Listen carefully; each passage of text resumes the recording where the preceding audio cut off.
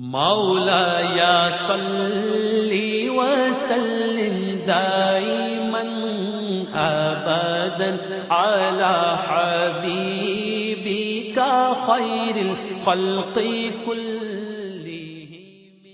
باب من سأل وهو قائم عالما جالسا। खड़े होकर किसी आलम से सवाल करना जो बैठा हुआ हो जायज़ है।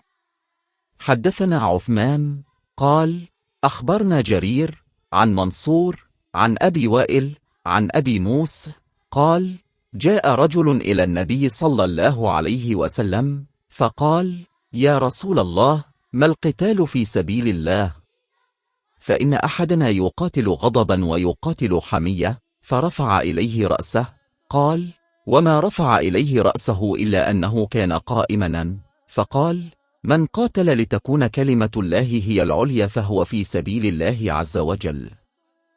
हमसे उस्मान ने बयान किया, कहा हमसे जरीर ने मंसूर के वास्ते से बयान किया, वो अबू वाइल से रवायत करते हैं, वो अबू मूसा रज़ी अल्लाह अन्हु से रवायत करते हैं कि एक शख्स रसूल अल्लाह की खिदमत अक़दस में हाजिर हुआ और उसने अर्ज़ किया कि आ रसूल अल्लाह, अल्लाह की राह में लड़ाई की क्या सूरत है?